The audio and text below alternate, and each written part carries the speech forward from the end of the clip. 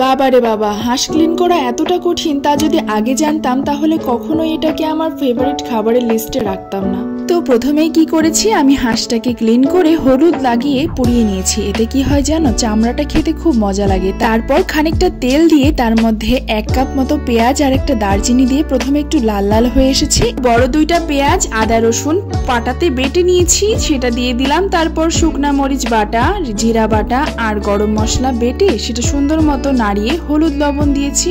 লবণটা যদিও স্কিপ হয়ে গেছে। এরপর পাটা ধোয়া পানিটা দিয়ে মশলাটা কষাতে লাগলাম।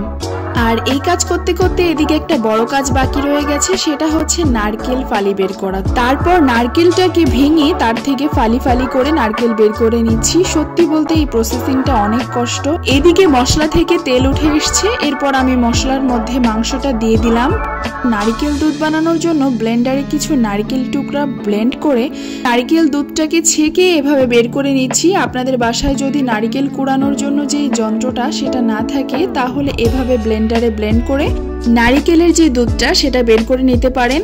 এরপর যে বাড়তি অংশটুকু ছিল সেটা হাতের মধ্যে নিয়ে এভাবে চেপে চেপে নারকেলের দুধ বের করে নিলাম। নারিকেলের দুধ হাঁসের মাংসের টেস্টকে অন্য লেভেলে নিয়ে যায়। এদিকে চারিদিকটা একটু নোংরা হয়ে যাওয়ার কারণে আমি পরিষ্কার করে নিচ্ছিলাম। যাই হোক, আমার নারিকেলের দুধ দেওয়াটা একটু দেরি হয়েছে, তোমরা মশলা কষাবার টাইমেই দিয়ে দেবে। এদিকে যে যুদ্ধ করে নারিকেলের ফালিগুলা বের করে রেখেছিলাম তার উপরের যে কালো অংশ সেটা ফেলে দিয়ে নারিকেলগুলা মাংসের মধ্যে দিয়ে দিব। তোমরা চাইলে এটাকে ভেজে নিতে পারো, আমি নিইনি, তবে ভাজলে এটার স্বাদটা আরেকটু বেড়ে যায়। আমি রসুন খুবই পছন্দ করি গরুর মাংস কিংবা হাঁসের মাংসে, সেই জন্য 5-6টা মতো রসুন দিয়ে দিলাম। তোমরা কে কে রসুন এভাবে খেতে পছন্দ করো জানিও কিন্তু কমেন্টে। তারপর আর কি, এই যে প্লেট সাজিয়ে নিচ্ছি।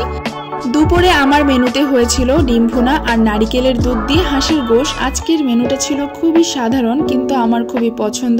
এই যে 1 টুকরা নারিকেল ভাতে মেখে গালে পড়ে নিলাম। রসুন, মাংস আর নারিকেল সবটা মিলে যে অসাধারণ একটা টেস্ট মুখের মধ্যে ব্লাস্ট হচ্ছে তা নাই বা বলি। আমি এদিকে খেতে থাকি, তোমরা বলে যাও পছন্দ কিনা এভাবে নারিকেল দুধে হাঁস ভুনা। ভালো লাগলে একটা লাইক কমেন্ট করে যেও। ধন্যবাদ।